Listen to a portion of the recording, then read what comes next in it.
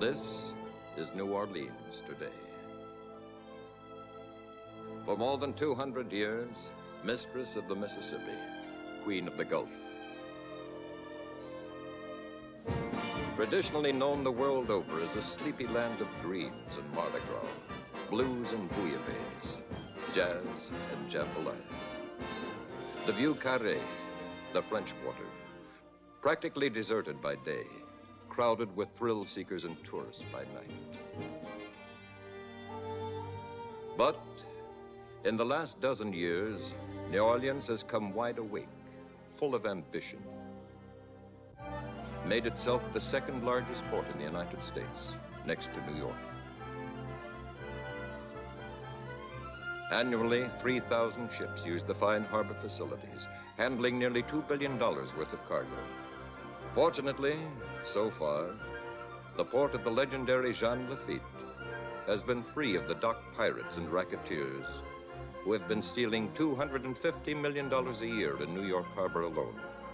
Has New Orleans been painstakingly vigilant or just plain lucky? Senator Ellender of Louisiana has this to say.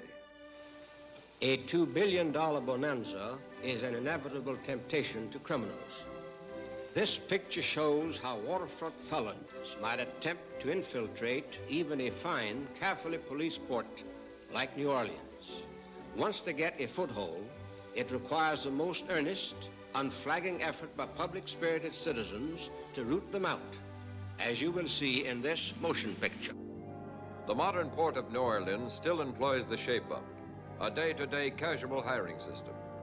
The shape-up has been called an open invitation to waterfront criminals. But in New Orleans, this hiring system seems to be working out. Keith Morrell. Bob Blake. Nate Skillings. Brother. Yeah. Tankerson. Yeah. Shell. Yeah. T. Simpson. A. Landry. S. Shields. R. Willis. Kelly. Yeah. All right, take your lift tractor and start with that pile over there. Hi, Peterson. Mr. Temple. You running a tour service, Riley? Nope, just bringing my boys on the job. Louis, take 2 men and put them on that crane back there and see how many lifts you need. This is not Pacific Street Wharf, Riley. What do you think you're doing? Did Mr. Temple tell you? I was hoping this wouldn't happen.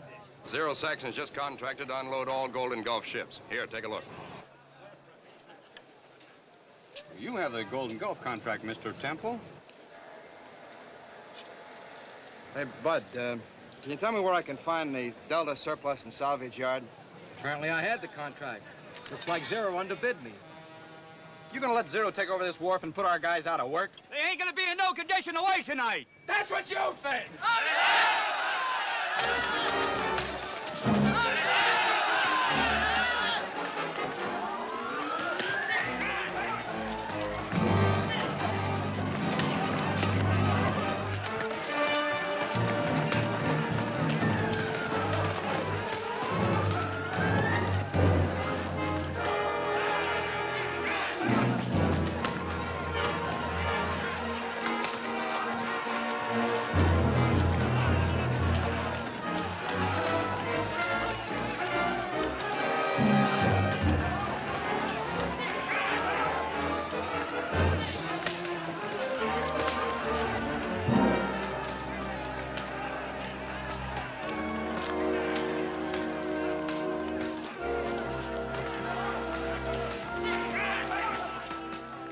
In the administration building of the Port of New Orleans, shortly after the riot, a committee from the Stevedores Contractors Association entered a complaint. Wayne Brandon, an executive of the Port Commission, presided at the special hearing.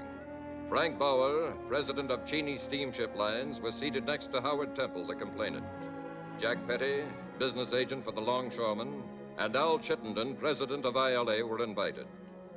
Also Robert Chambers, representing the cargo insurance companies. Gentlemen, we all regret the occasion that brings us here, but I can assure you that the committee is going to do everything it possibly can to get to the bottom of this transaction. I'm assuming, of course, Mr. Saxton, that you are paying fair rates. We check Mr. Saxton's wars regularly. Every man gets every penny he's entitled to. The committee finds no evidence of malpractice. The committee cannot act. Mr. Saxon could be investigated. Oh, no, not again. Our ships have been using Zero Saxon stevedore operations for years, and we're satisfied. However, we've paid more insurance claims for pilfered cargo on Mr. Saxon's docks than on all the rest of the harbor. And investigation... Just 1 minute, Mr. Chambers. That ain't exactly accurate. I've been investigated so much. Let's talk facts. Did anybody report any stealing? But the lost claims. Lost cargo, Mr. Chambers, ain't pilferage. Check the drivers that pick up the wrong loads, or check the stuff that's supposed to be loaded on ships in foreign ports and ain't. If any of my workers are caught stealing, I'd crack down harder than any of you would. And the union will back me up on this, right, Al? Sure thing. Under the circumstances, I'm afraid that there's nothing that we can do or say, Mr. Temple. That will be all, Mr. Saxon.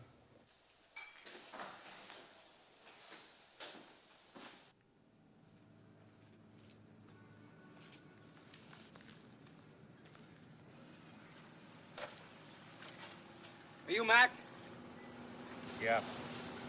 What can I do for you? I'm Dan Corbett. I wrote you from Los Angeles about this. Oh, you're that ex-sailor.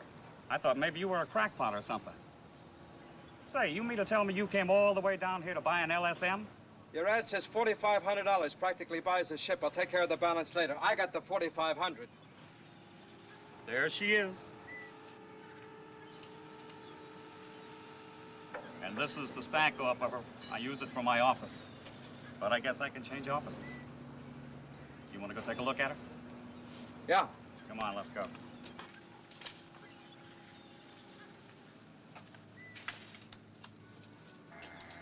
Yeah, I'm sure I can fix her up. You want cash, or will a check be all right? Take it easy, kid.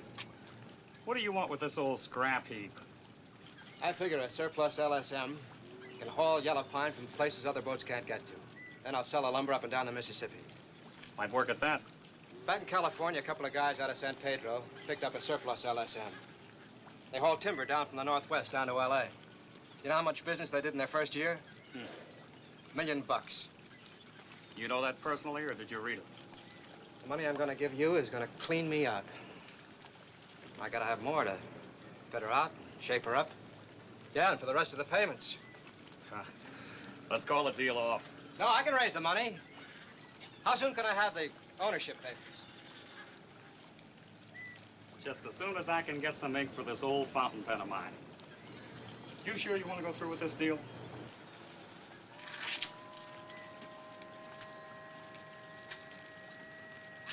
Yep, I'm sure. Okay. She's yours. It's a deal.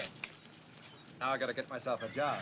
I'm going to stay near my boat, work on her whenever I get a chance. Ever try the docks? The docks? You call that work? What I've seen all they do down there is fight. Oh, you haven't seen them in their better moments, when they're relaxing. Do I have to? Wait a minute. I got something. Yeah, here it is. One of the longshoremen gave me a ticket to their picnic out at Pontchartrain Beach tomorrow. Oh, no. Yeah, take it. Come on, take it and go. They'll all be there. And there's no cooler spot in town than Pontchartrain Beach on a Sunday afternoon.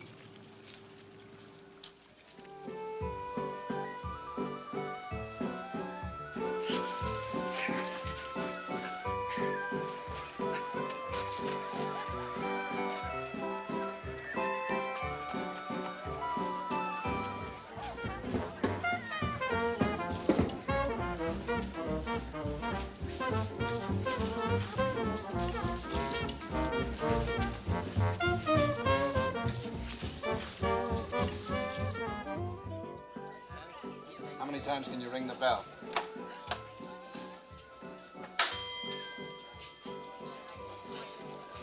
Just call me Big Nothing. Want to try this one? Say, who do I thank for this date anyway? You or the boyfriend? Boyfriend? Well, somebody brought you to this shindig. There it is.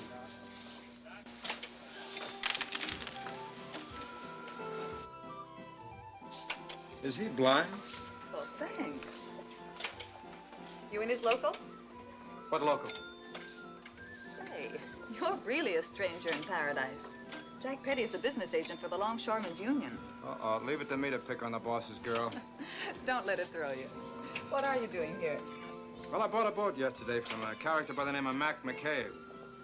So today, here I am. So you're the one. And you call him a character? You know about the boat? Well, everybody knows Mac. And anything Mac knows, everybody knows. Am I doing this right? Yeah, I'll check you out. Well, you're different. So are you. In all the right places. Don't skid going around the curves. Got a penny? Oh, baby, you're gonna break me. You know, it isn't every day somebody lays out good cash for a busted up LSM. I'm gonna need a lot of cash. That boat's gonna take a lot of money for repairs. Hey, Alma, you promised me the... Oh, no, take it easy now. Oh, come on. Oh, you're hurting me. Come on, you hurt the lady.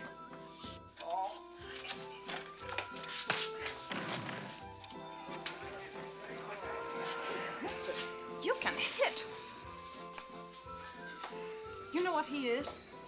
Drunk? He's the light heavyweight champ of the Longshoremen's Union. He's still drunk. Who are you, kid? Dan Corbett, president of a boat line. Who are you? Let me handle this, Jack. Get his weight. 175. Every bit of it.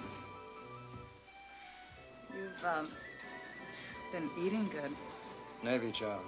3 times a day.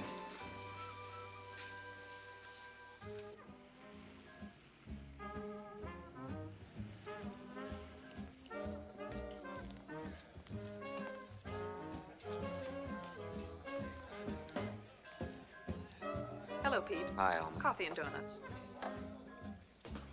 I wouldn't kid you. Everyone at one time or another comes here to the Café du Monde. It's a way of saying goodnight. Oh, no, wait a minute. I've got my own way of saying goodnight. After coffee and donuts here, the boy goes to his home and the girl goes to hers. It's an old New Orleans custom. A very lovely custom for 2 strangers, but by this time, we're no longer strangers.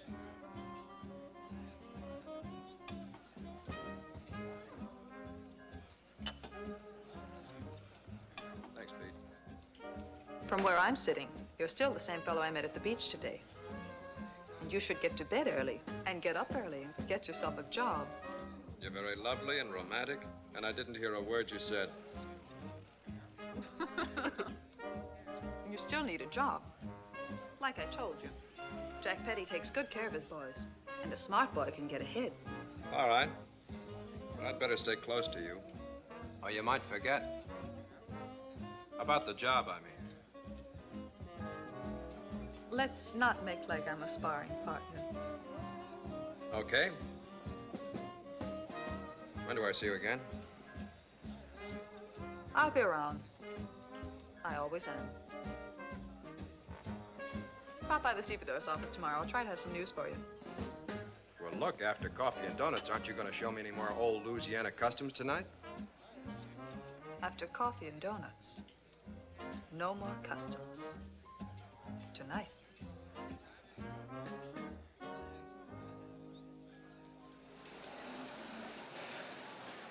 Okay, Charlie, hire your crews. Charlie Simpson. Oh! Armamino. Joe Riley. I'm Danny Corbett. Oh, I've heard about you. You're next Navy man, huh? Jack Petty called about you. He likes to see a good fighter in action. Alma May called Petty. What's her interest? I wouldn't know. Check. So you own half of a ship, hmm? Why do you want to work here on the docks? Eat, learn the ropes. Might come in handy when I get set up. Got a big operation in mind? No, just want to get ahead, stay there. Check. Say, how come all these guys wear cigarettes behind their ears? That means they want to invest in a steady job. Come again? Look, there's 77 wharves in this port. And the only way that Zero Saxon can get enough contracts to keep his men busy is to underbid the other companies. It's just one of the tricks of the business. Well, how can they underbid if they pay union rates? Unless they kick back. Kick back? You make it sound like a dirty word.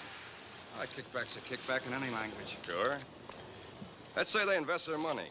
Every man wants to work for Zero Saxon because they know when they work for Saxon, they work every day. It pays off in the long run. Cigarette?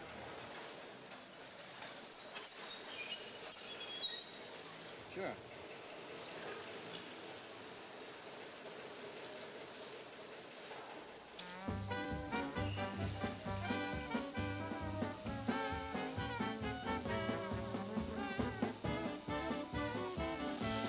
wives, they're all the same. They always like to keep you waiting. Music sounds good. Just wait until you taste these famous pork chops at Diamond Jim's. They're really something.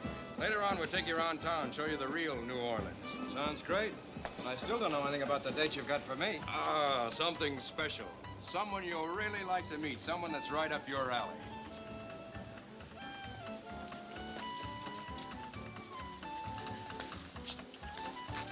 It's about time. Hi, sweetie. I'm sorry we're late, but we just couldn't help it. Danny, this is my wife, Marie. Danny Corbin. So you're the fellow with the strong right arm. Somebody better introduce me. I'm sorry. This is my brother, Scrappy Durant. Better know you, Scrappy. Yeah, Scrappy used to be quite a fighter. My boss, Zero, managed him until he retired.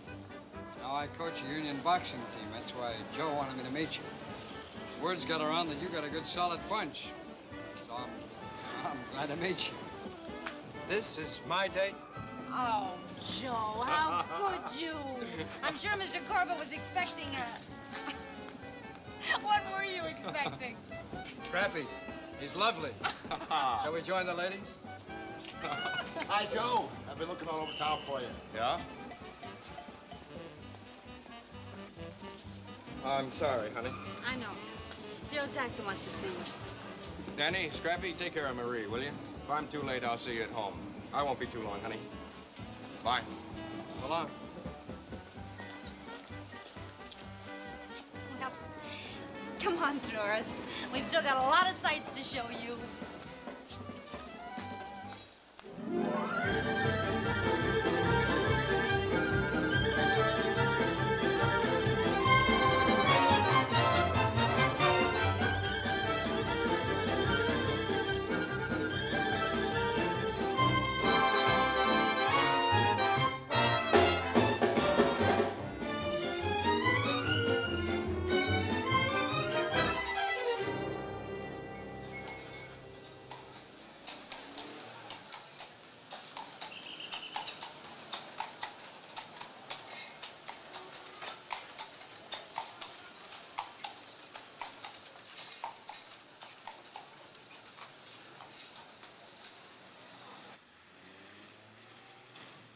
Keep the change. Well, now I can really say I've seen New Orleans. I've delivered you safe and sound tonight. Guess I'd better be going. Now you must come on up. Oh. Well. Excuse me. When Joe called us at the Wits' End, he said he'd definitely meet us at home. Come on. Okay, if that's what Joe said, but I've heard about guys who had to go out the window when the husband came home. Come on.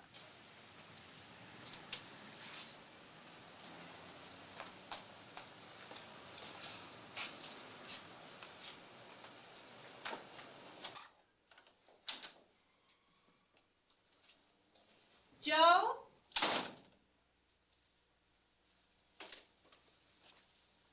Joe?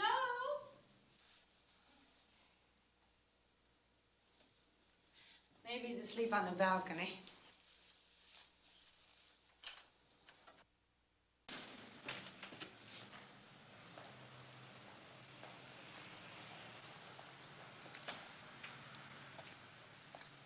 I've got a sneaking suspicion he's not home.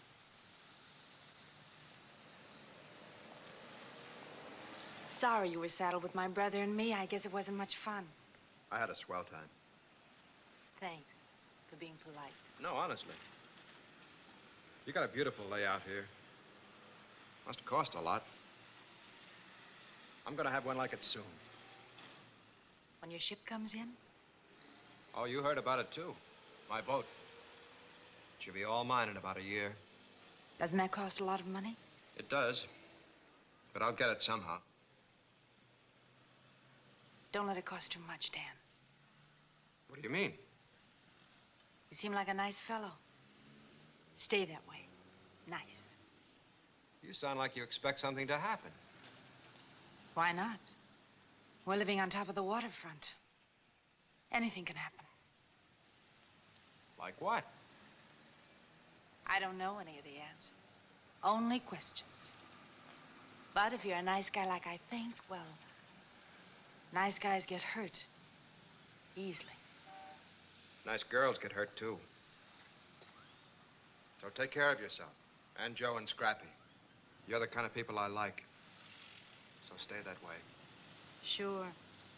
Sure, we'll make a deal. We'll all watch over each other. Did I say something wrong? Let's have dinner together, all of us, sometime. Soon? Soon.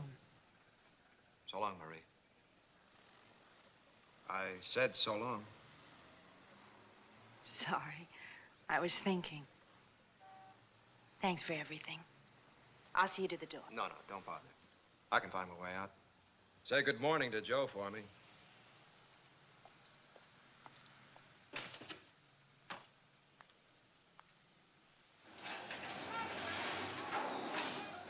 How you doing? Okay, that's the last of this lot. Give me the list. I'll check it off in the cargo book. No, I want to do it. I still want to learn all the angles. Hey, you guys! We just unloaded this stuff. It hasn't been checked. What are you doing? Confidentially, we're loading a truck. Confidentially, let's see how fast you can unload it. You guys are picking up the wrong cargo. Let's see your papers. Go build your papers, bud. Look, I just checked the manifest. This stuff goes by train, not truck. Come on, come on.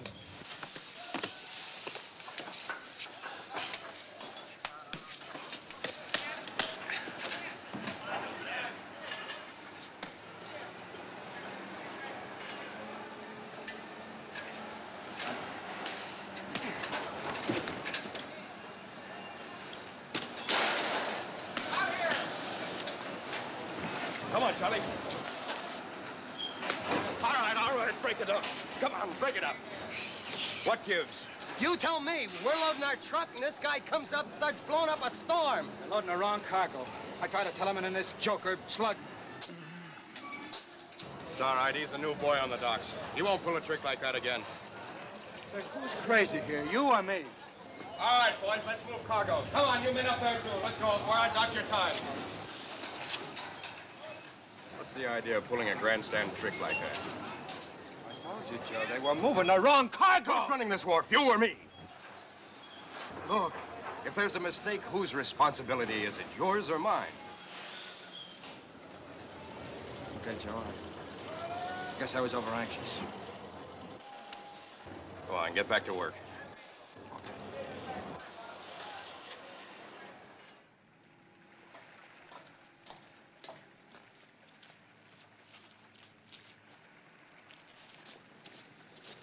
Well, she doesn't look like much yet, but wait till I finish working on her. Sure. Just like a woman. Enough paint, she'll look as good as new. Yeah. All your life, you try to figure the angles. Then one day along comes an old, rusty, beat-up LSM, and you know you got this whole living deal licked. It's funny. I've never yet found anything that could mean that much to me. Maybe I'm figuring the wrong angles.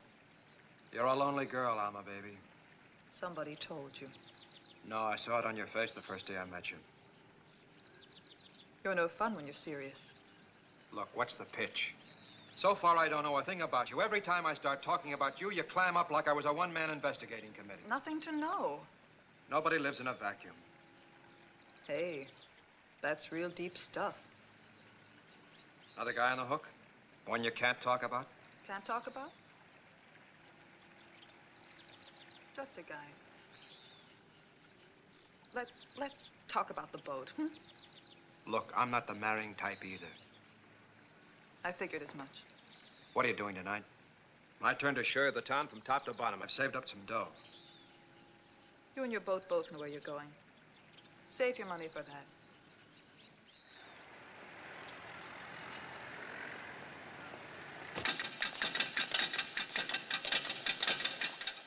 Hello, Danny.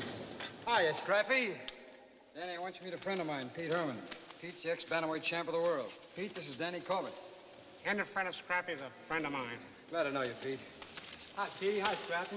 Hello, Ralph. Ralph, you know Danny Corbett? No, I don't believe I do. Danny, this is Ralph Tupaz. Hi, Danny. Glad to know you, Ralph. Pleasure.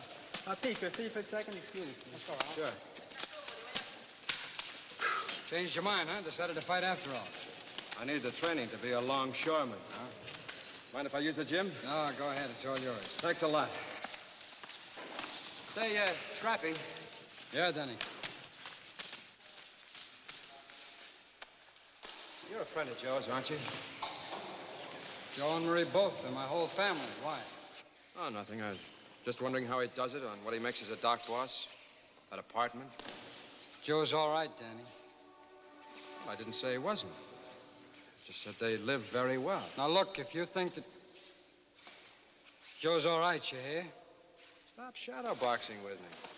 I like Joe, too, and Marie. Yeah, I kind of think you do, Dan. So?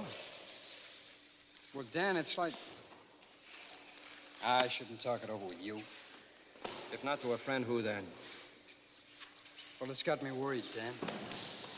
They're not as happy as they used to be.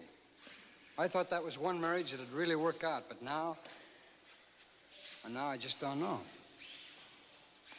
I'm having dinner with him tonight. Huh? Some sort of celebration, Joe said. Yeah. Marie's making jambalaya. Yeah, that's it. I always thought it was the name of a song. What are they celebrating, you know?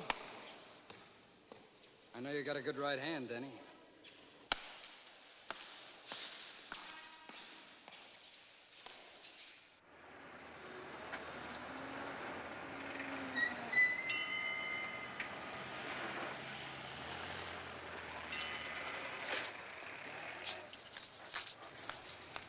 Mike, you better find out when the Artania's due.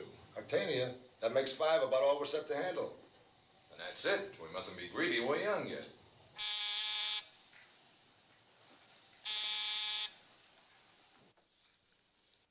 You smell nice. Even during business hours? Sure, honey. You're important business.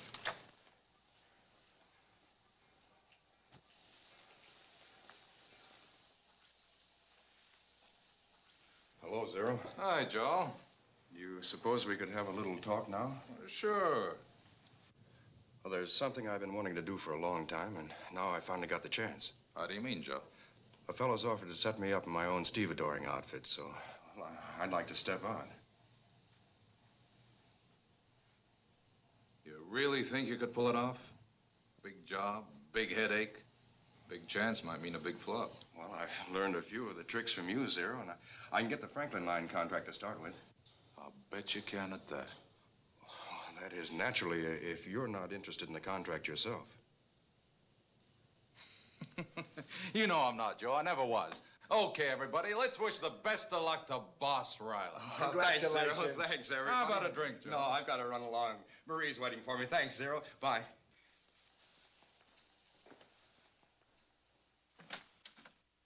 He's a nice guy. No? Say goodnight, honey. What? Go powder your nose or straighten your seams or something. Be a good girl, baby. Oh, sure.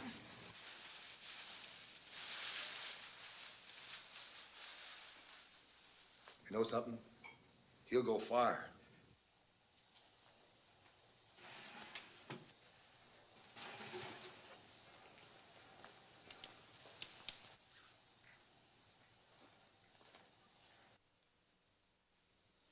You gonna let him walk out just like that?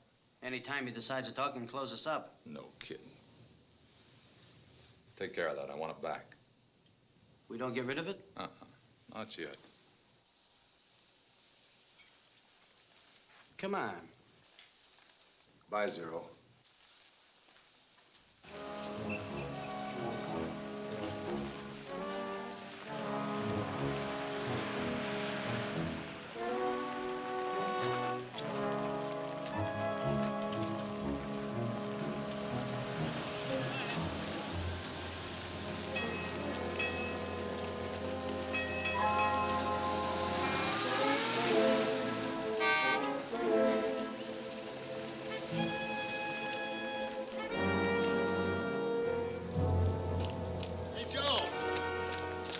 Hiya, Joe. How about a drink? Well, look, it's like I told you upstairs, fellas. Marie's waiting for me with dinner. So she'll wait a little longer. Sure, what's the rush? Oh, it's really getting late. I gotta get going. Looks like your hand's kind of stuck to my arm. Let's go someplace. And talk.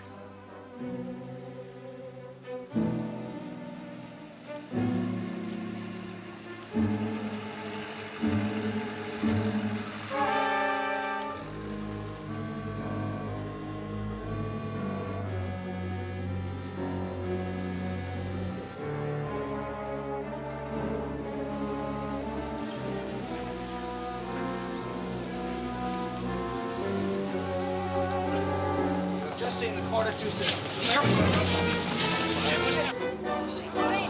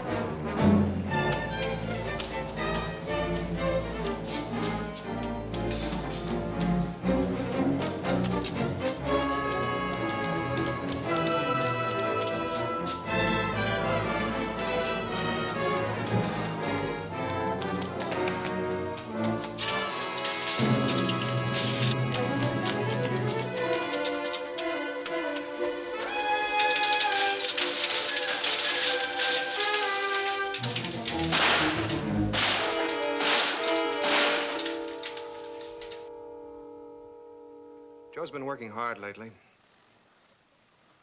Later and later every night. Tough. He says he's got something big planned. Maybe it'll give him a lot of spare time. I hope it's a good deal for both of you. How can it be? Well, that's a funny approach. Joe's working hard, isn't he? Too hard. You can't condemn him for trying. I don't. I don't have to like what he's after.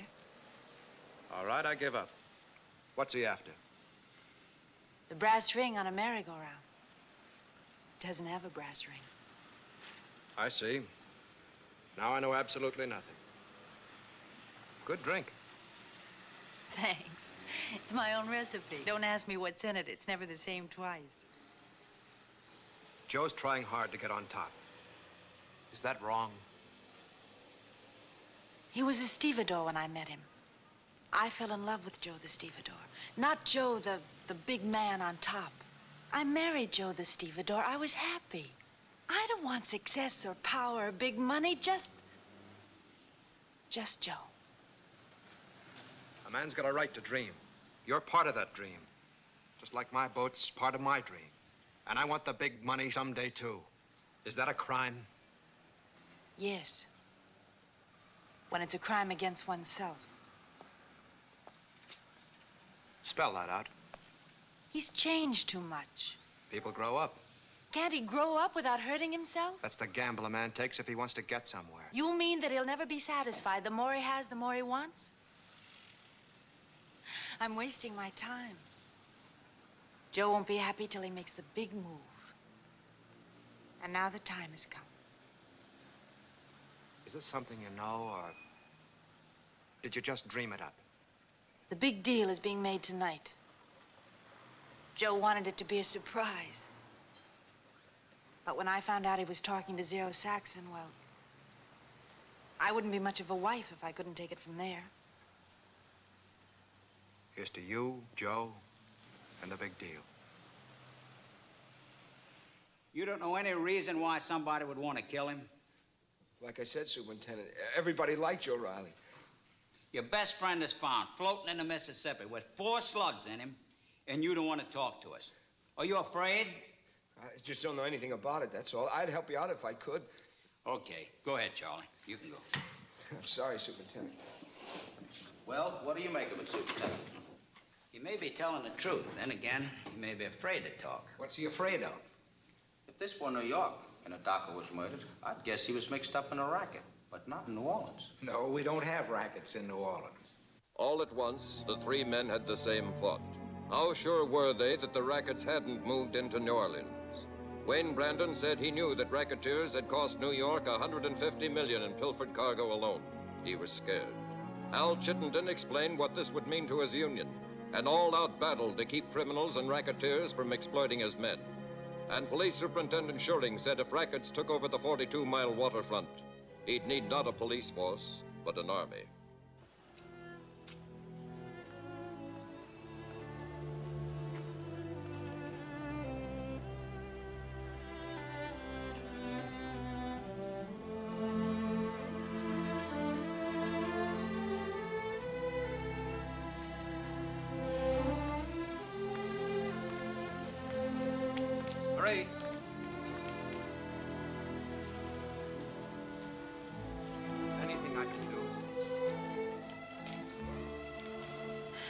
Uh-uh.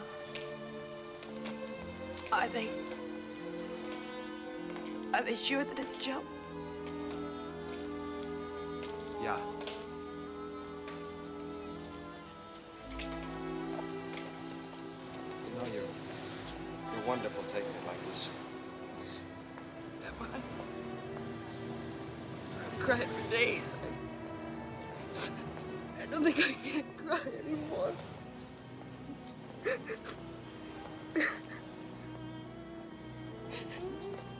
I knew he wasn't coming back.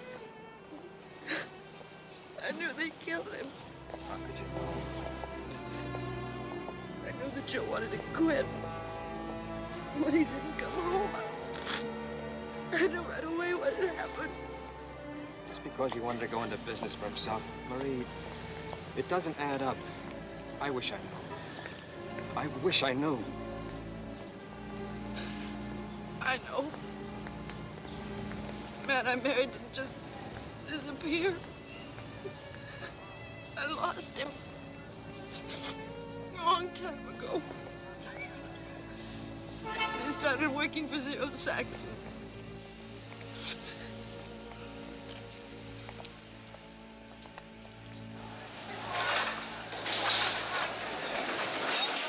How are you, Mr. Saxon? Is there anything I can do for you, Mr. Saxon? No.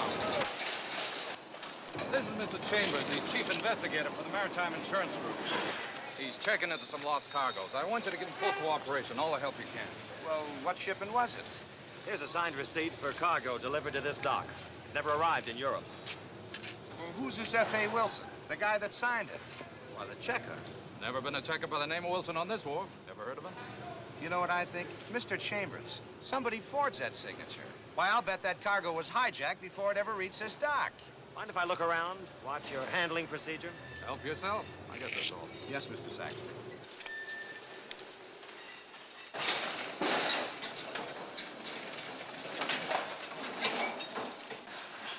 Look, Mac, I said nobody opened these crates. All right, then I won't move them. You pick on that load. Get your rig out of here. Or we call the union. Yeah. Go ahead, call him. Read the rules. The driver's got a right to examine any cargo. He can refuse to pick it up. What's the trouble, driver? Well, last time I picked up a load here, I got a hold of the wrong stuff. This time I want to see what I'm getting or I don't move it. Why don't you check the crate markings? I checked them last time. I still got the wrong cargo. I don't understand. Can't we open a couple of crates just to satisfy him? No, you let one driver open the crates that all want to do it. But have pilferage and losses all over the docks. You have plenty of losses right now. What are you doing? Writing an order impounding the cargo. I have the authority. Impounding it? Maybe there's nothing wrong. But we've paid too many losses lately to take a chance. Mr. Chambers, I think you're putting yourself through a lot of trouble for nothing. We'll see. But you better warn your men, Saxon. I'm posting a guard on this wharf. And if anybody touches one of these crates before my investigation, he goes to jail.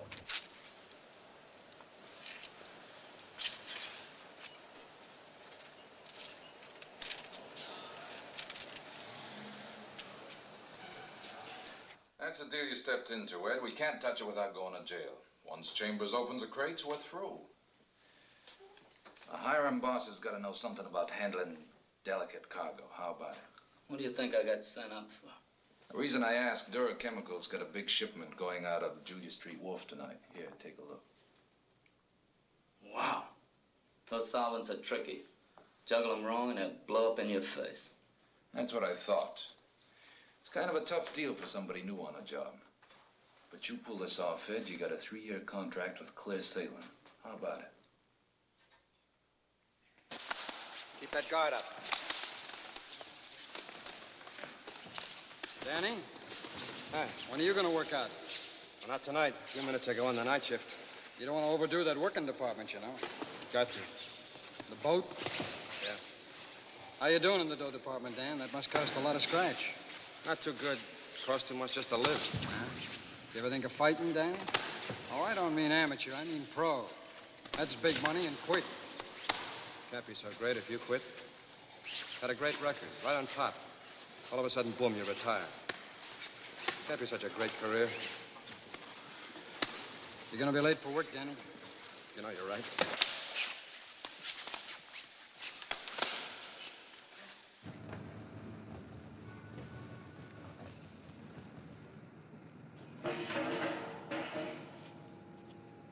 What are you, soft in the head?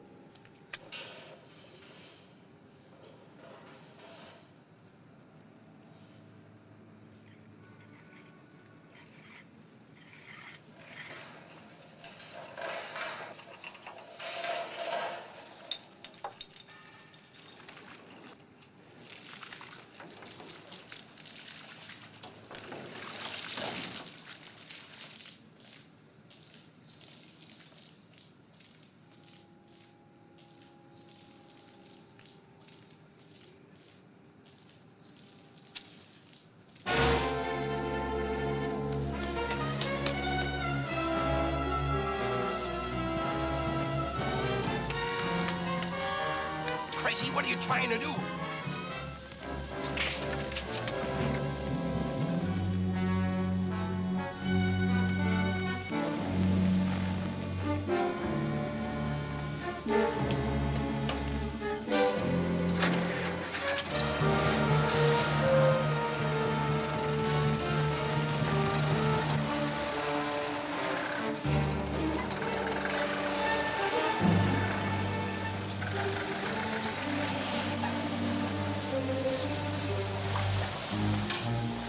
He lost up the whole deal. Stupid! Don't you call me that. He's gonna pull it off for us.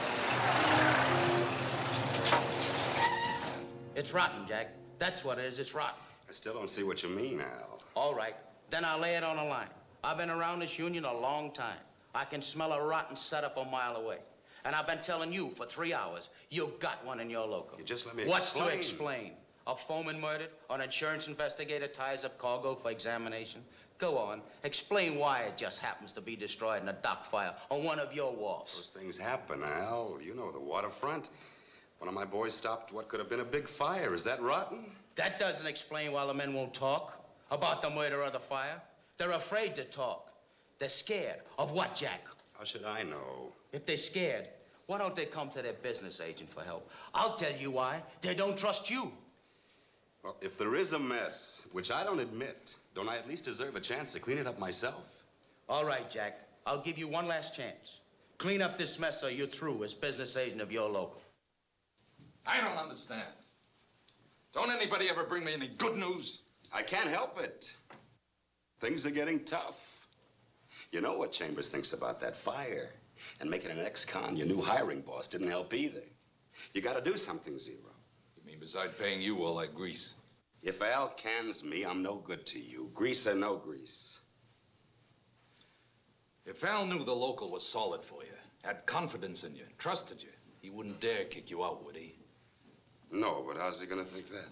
Well, supposing the boys threw you a testimonial dinner, sort of a spontaneous tribute to their business agent. I ain't heard anything about a spontaneous tribute. That's because we didn't tell him about it yet. Stupid. You're stupid. Don't worry, they'll kick in. They'll show up, too. You better get your tux clean. That ought to do it, Zero. That just ought to do it. You know something that would really put the nuts on the cake with Al? Give him a hero. For instance? For instance, a nice, clean boy who Jack Petty gave a break to on the docks. A boy who repaid his trust and confidence by putting out a fire that could have cost the city $1 million. Yeah, I already told Al about that young smoke eater.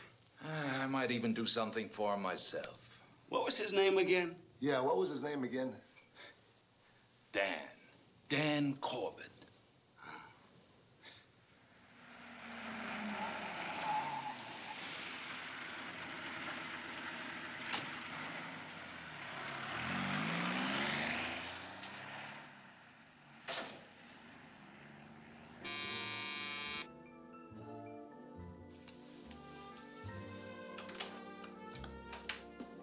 Hello.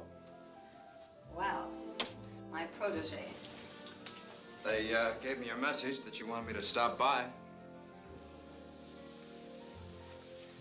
I hope you like martinis.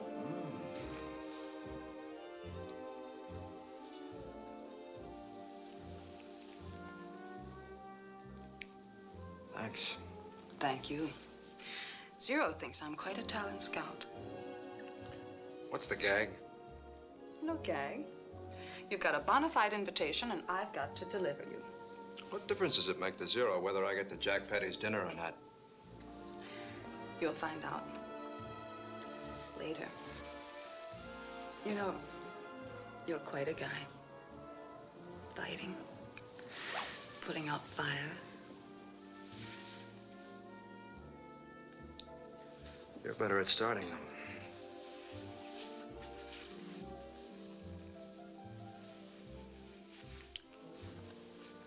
Thought you were Zero's friend. I'm my own friend. Do as I please. And so, ladies and gentlemen, it isn't very often that a man will risk his life over and above the call of his job. You know about the incident of which I speak. You've read it in your newspapers. I wonder what would have happened if this fire had gotten away. It probably would have meant a lot of docks burnt, millions of dollars of property loss, and lives, and been a disaster in our community. And it was all prevented by this one man. And so tonight, it gives me a great deal of pleasure to have an honor performed here, and I'm going to call on the chief of the New Orleans Fire Department, Howard L. Day, to present a certificate of merit to this courageous young man. Chief Day.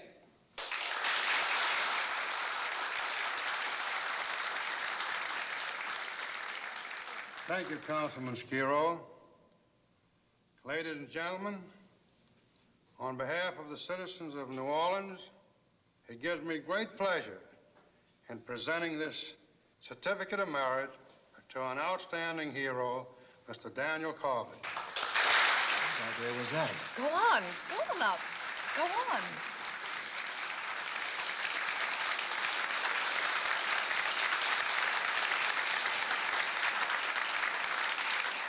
Just a minute, Dan. Now, I've got something to say. Starting tomorrow, if he wants to, Dan can go to work for me as assistant hiring boss on Congress Street Wharf. How about it, Danny? The pay's good. You want the job? Do I?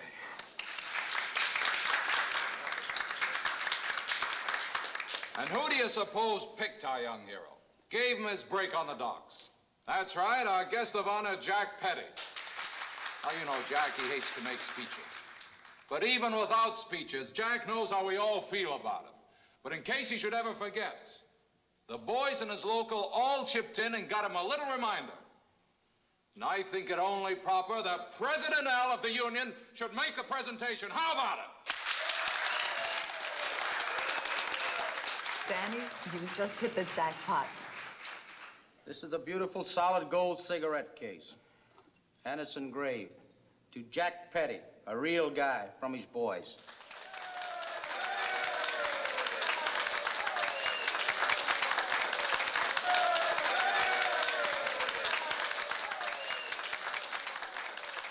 Congratulations, Jack. Thanks, Al. And just so everybody will go home with something, there are souvenirs for the ladies. Come on, pass them all out. Compliments of Zero Saxon. Expensive stuff, huh? Zero always thinks things are okay if they smell pretty. Compliments of Zero Saxon. Cost every man on the dock a day's pay. I can't stay, Charlie. I came to a memorial tribute to Joe and nothing else. Yeah, I had enough laughs. Hi, everybody. Looks like my night to buy the drinks, huh? Congratulations on your new job, Danny. Thanks.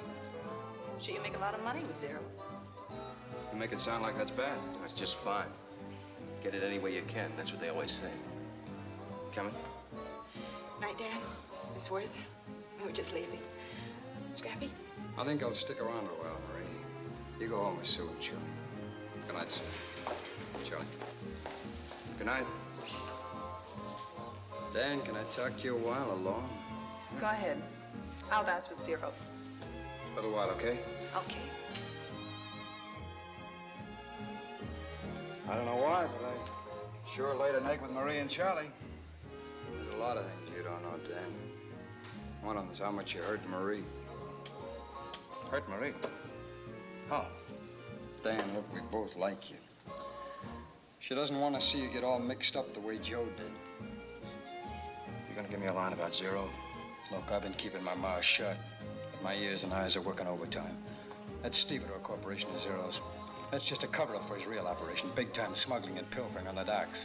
And that dame you're with tonight, she's the one that fingers the cargoes for him, while she only works in the Stevedore contracting office to get information for Zero. You're crazy. I've worked on Zero's docks. He couldn't possibly get away with it. Oh, yeah?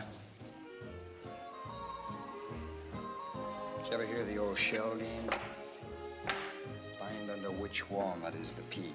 Where do you think he's doing it? All right. I'll explain it to you some other time. Maybe you're right. Maybe not. But why pick on me? I told you, Danny, we like you. You think I'd be sticking my neck out like this if I didn't think you were being played for a sucker? Suppose I work for Zero, and I tell him how you feel. I don't think you're a squealer, Danny.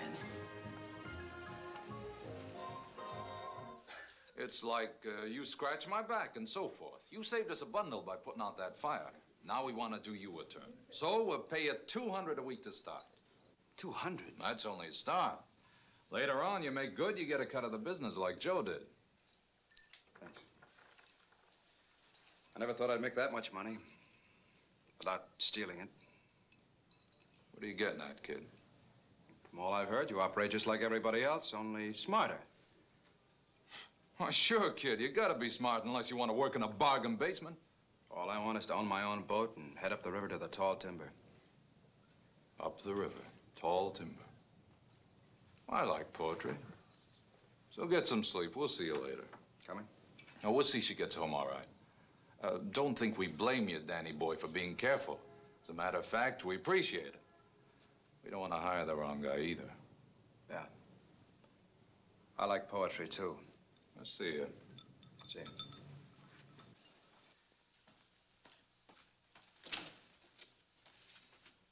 Who got to him? How do you mean? You didn't hear nothing on the docks, I could tell. Somebody got to him after I offered him the job at the banquet. I saw him talking to Scrappy. They was yapping like two old maids.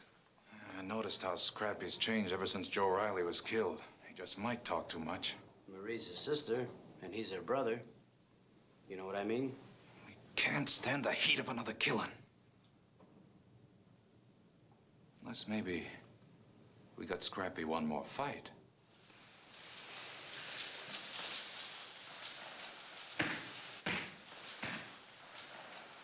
This guy's just a plain squealer. An A1 stoolie. That's why you gotta be a little more careful who you talk to. The little punk went to the boss and told him everything you said. Do yourself a favor. From now on, keep your lip buttoned up. Let him go, stupid.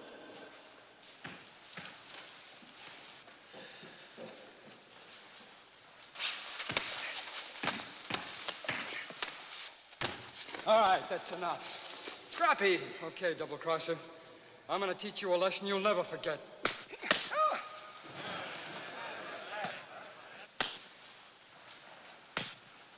Come on, fight!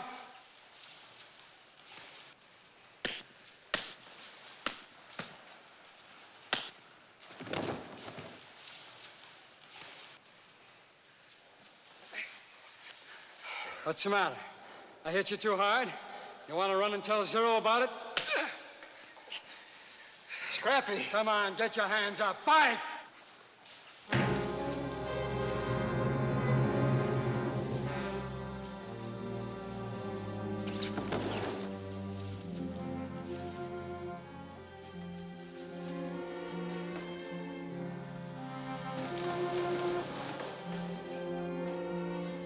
Dead. I couldn't. I didn't hit him that hard. What made it work out with you? He never worked out with anyone. He wasn't sparring. He came in the ring like a wild man. Funny. Just a couple of minutes ago, he was talking to Deuce and Big Mike. Now?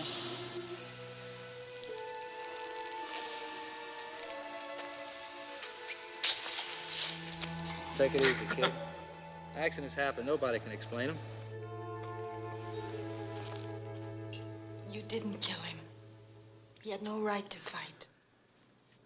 I tell you, I killed him. I don't know, he seemed sore about something.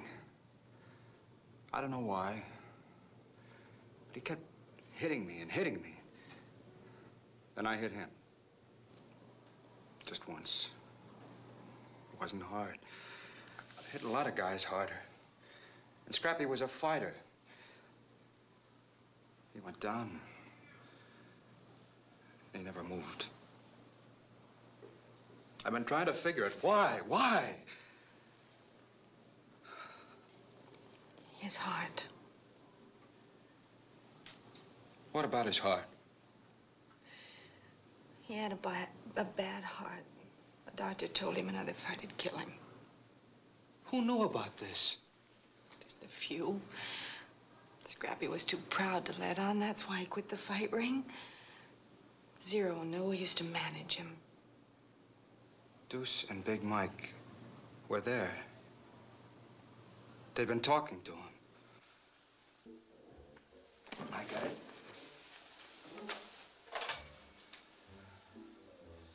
Let me have the port commission office, please. Brandon, please. Mr. Brandon.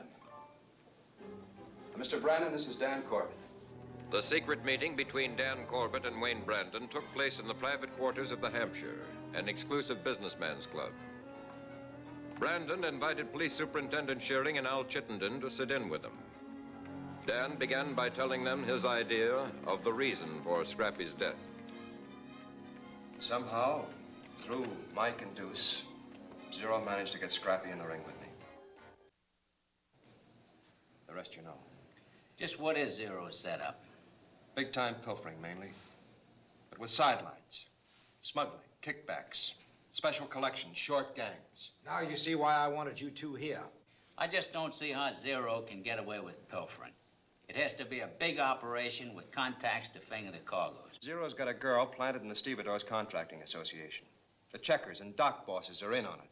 He even operates the new Dixie truck line as a blind. But with labeled crates, ship's manifests, signed receipts, how can he manage it? Well, the way Scrappy explained it is like the old shell game. Here, I'll try to show you what I mean. Al, would you pass me a couple of those matches? A couple of them. The shells. But instead of using shells, Zero uses a ship, a warehouse, and a truck. Oh, yes. Instead of 1 P, he uses 2, just to make it more complicated. Now, let's say that this is the valuable cargo Zero wants. It's on the ship, and it's unloaded on, say, Poitras Street Wharf. Now, Zero sends down one of his trucks, brings in a load of crates marked exactly the same way as the valuable cargo. P number 2. In the dock warehouse, the papers are switched from the original cargo, the legitimate cargo, to the phony crates. The truck comes in, picks up the phony crates instead of the cargo it should have. And one of the insurance companies will lick. Try to trace that transaction back months later. Afterward, when things are quiet, Zero sends back his truck to pick up the valuable cargo. What about shipments going abroad? They just reverse the process, load the phony crates on the ship.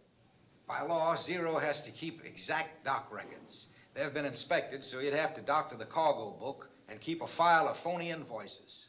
And Gene Lafitte thought he was a pirate. All we have to do now is to tail Zero's new Dixie trucks whenever one leaves the docks. No, that's no good. Because that cargo may be reloaded 2 or 3 times. Maybe even recrated. Even so, if we stop the trucks, we stop Zero. Until we find out where the trucks finally end up. What about radio? The Navy used radio oscillators and directional antenna as locators. Now, if we could plant one of those small transmitting oscillators in the stolen cargo on the docks, why, your radio cars would have no trouble following that cargo, no matter how many times it was transshipped. Our radio section could rig up the oscillators, but then... what? But there's still a matter of planting them in the right cargoes. I think I could take care of that. Zero just made me assistant dock boss. I could keep that job until the oscillators are planted. I guess I don't have to warn you if Zero should find out you talked to us. No, you don't. I remember what happened to Joe Riley and Scrappy. Brandon will notify you when the oscillators are ready. Then it'll be up to you. You'll be on your own. Be careful. Good luck. It'll be worth a try. Thank you, gentlemen. Not long after the meeting, Dan got his chance to place one of the oscillators.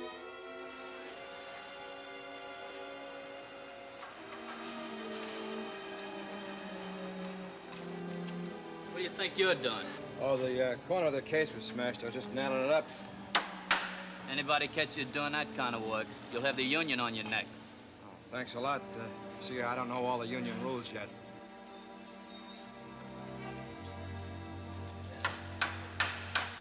As soon as Zero Saxon's new Dixie truck pulled out with the shipment containing the oscillator, the police car's antenna was quick to spot it, and it was easy to follow the shipment.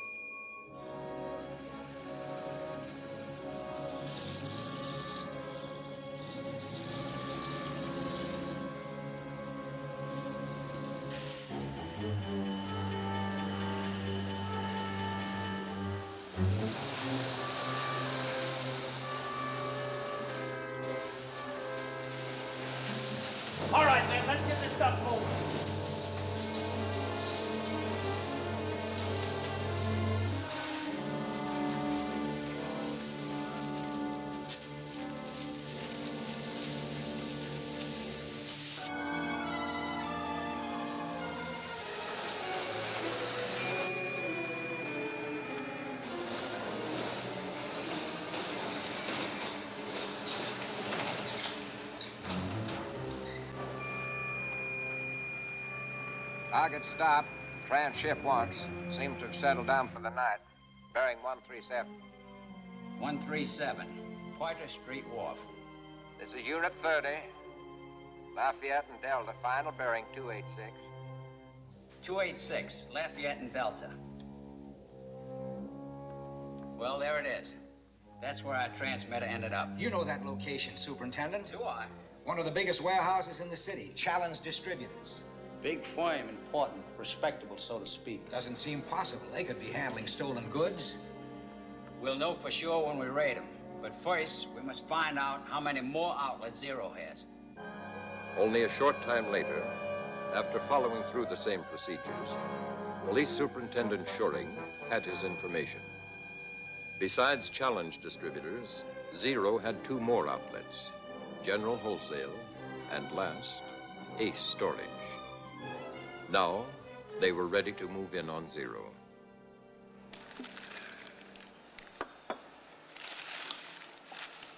Hey, Frank, what's this all about?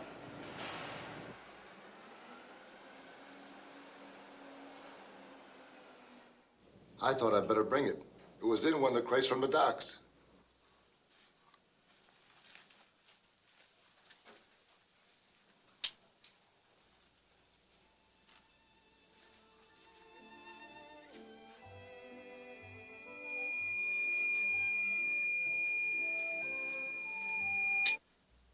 Somebody's getting too smart. I don't like clever people. What is it, Zero? It's a small transmitter to trace those crates by radio. The police? You better pack all this stuff back in the crates like it was. Get it back on the docks, pronto. What about the dock records? They check those receipts against the cargo book. We'll fix the records. Get going. What are you doing? Thought I'd call up and get the boys started. If they planted oscillators, that bugged the phone too. Do as I told you. Okay, Zero.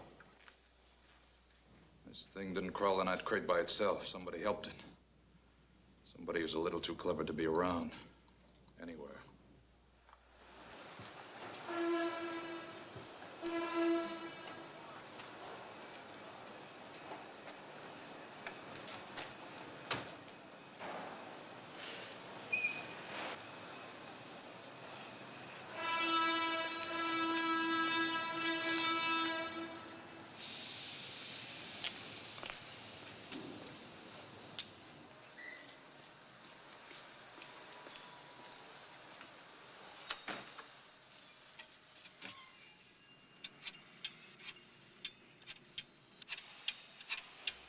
Hello. Hello? Hello, Jim? Yeah. This is Mike. Look, I think there's an undercover police car across the street, so I can't come in. The boss wants you to pack all those crates. All of them. Yeah. Boss wants you to pack all those crates, just like they were, and get them back to the docks. What? What about the records? Zero will take care of that. You just get those crates back to the dock quick. Right. If that cargo gets back on the docks, our evidence is gone. If we stop the trucks, they'll know we're monitoring their warehouse calls. I think we can fix that.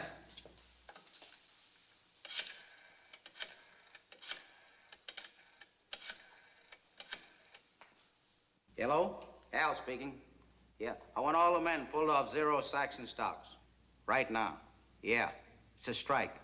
Too many accidents. Whatever signs you got. And get this.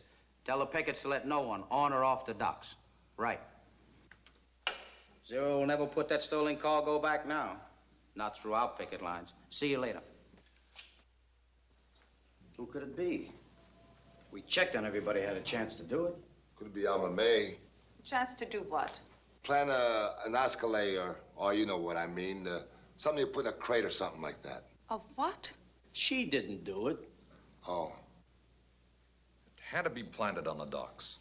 Whoever did it knew what we were after. Opened the crate, stuck it in, then nailed it up again. Have you checked Dan Corbett? Why? I caught him nailing up one of those crates. He said it was smashed. Nah, he's too new. He could never figure out the setup this fast. Wait a minute. He's clever. He's smart. And he talked to Scrappy a little too much. Ed, you better bring him up here, quick. Zero, I think you're right.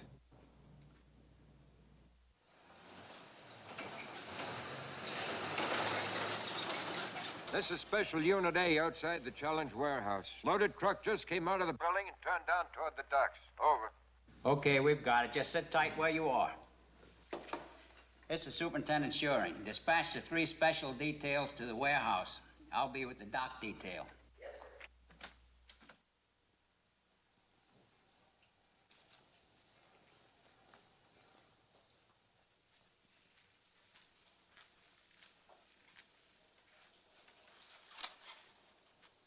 What are we doing, playing catch?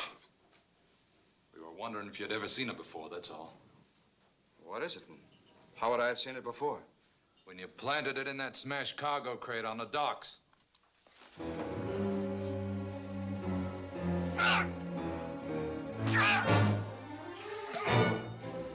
Very clever and smart, Danny boy. Now don't start acting dumb. Talk.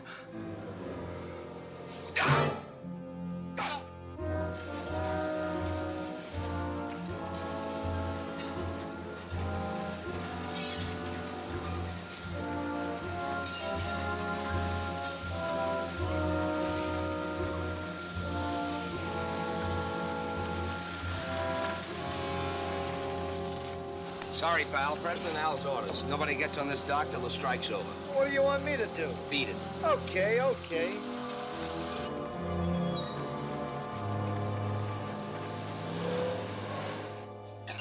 Hold it.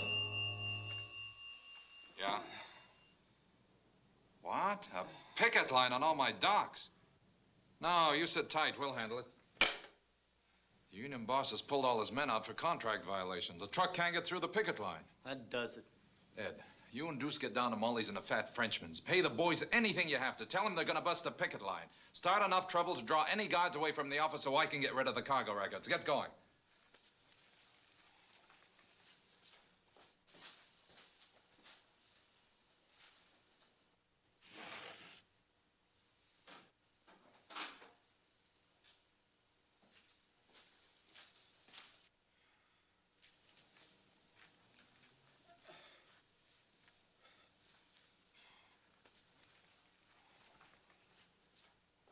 Why give him a gun? Because it's the one that killed Joe Riley, that's why. If he has talked, a nice murder charge complete with a beautiful set of fingerprints might make him change his testimony.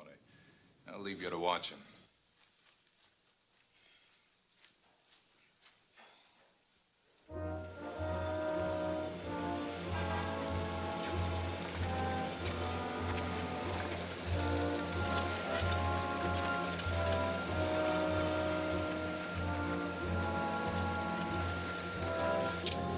Out on strike, Charlie? That's what the signs say. Better get your boys out of the way. We're unloading a ship for zero. And if your men try to stop us, they're gonna get hurt. Nobody crosses that line.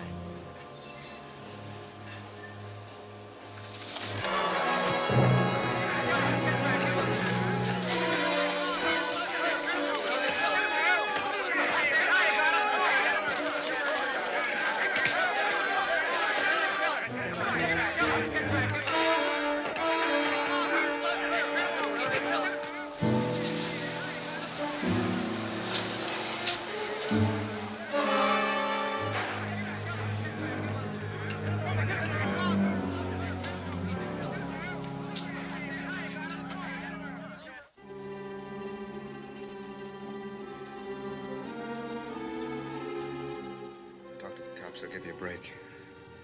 Suppose they won't. It'll be worth a chance. If you're picked up with zero, it'll be nothing short of murder. Trust me, I'll go to bat for you. Shut up, you punk.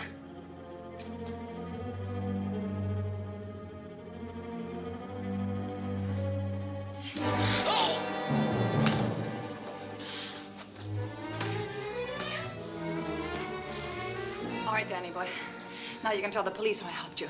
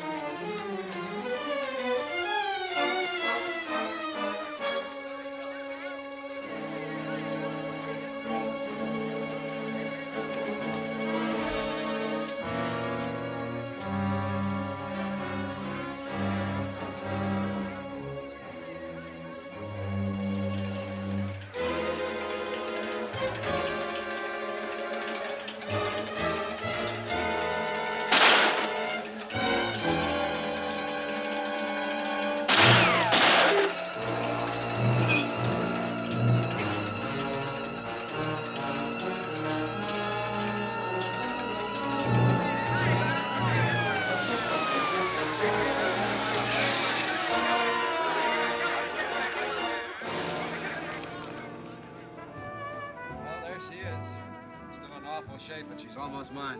What do you think of her? You know, I never quite believed that boat story. Well, that's a fine attitude. Don't blame me, lady. I tried to talk him out of it. We interrupt this program for a special news bulletin on the Zero Saxon case. On the basis of additional evidence from the New Orleans Police Crime Laboratory, the grand jury this morning indicted Floyd Zero Saxon for the murder of Joe Riley. Ballistic tests proved conclusively that the bullets taken from a young longshoreman named Corbett were fired from the same gun as those found. You know, it's lucky Zero was such a good shot. Just suppose he missed you. Say, if you two are gonna start painting the boat, you better get going. Okay, Captain.